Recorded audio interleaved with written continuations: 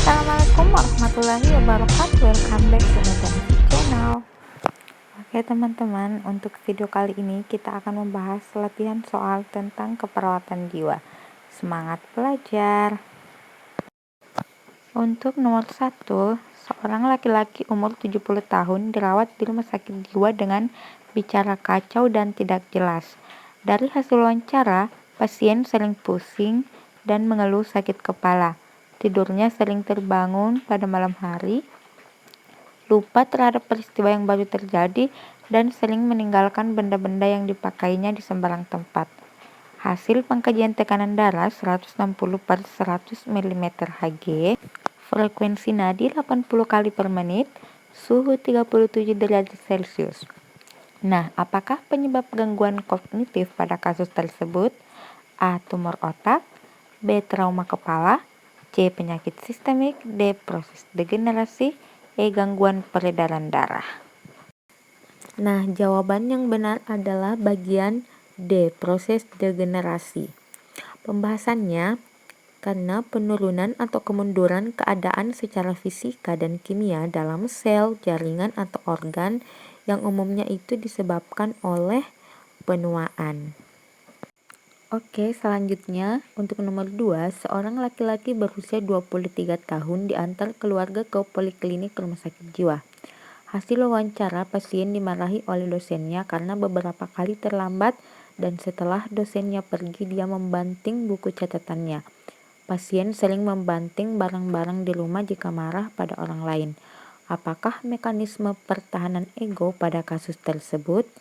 A. Denial, B. Proyeksi, C. Reaction, D. Kompensasi, E. Displacement. Nah, kita bahas satu persatu ya teman-teman. Untuk bagian A, denial berarti menghindari peristiwa-peristiwa yang menimbulkan rasa sakit dan cemas di luar kesadaran.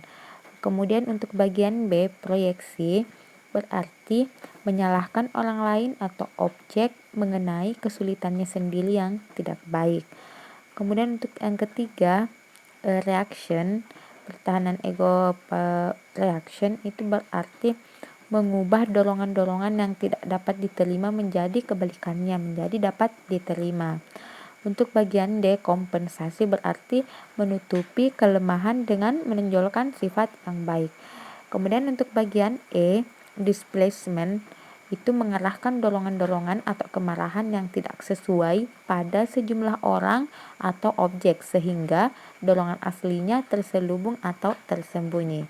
Jadi jawaban yang benar adalah bagian E, displacement. Next, untuk nomor 3, seorang perempuan berusia 25 tahun dirawat di ruang perawatan rumah sakit jiwa dengan diagnosis gangguan konsep diri, harga diri rendah. Tujuan intervensi keperawatan adalah memperluas kesadaran diri. Perawat menerapkan prinsip keperawatan dengan membina hubungan terbuka dan saling percaya.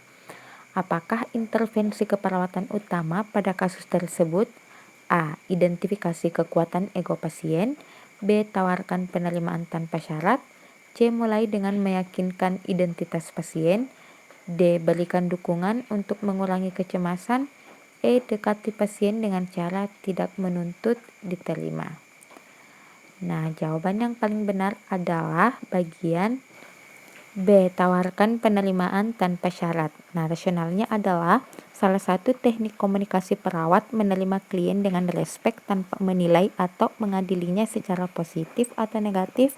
Klien akan merasa dihargai tanpa syarat. Jadi, sudah jelas ya teman-teman, jawabannya adalah bagian B. Oke, selanjutnya untuk nomor 4, seorang laki-laki usia 20 tahun masuk ke rumah sakit jiwa diantar oleh orang tuanya karena mengamuk dan bicara sendiri. Hasil pengkajian didapatkan pasien mengalami gangguan proses pikir ditandai dengan pembicaraan pasien tidak nyambung antara kalimat satu dengan kalimat yang lainnya.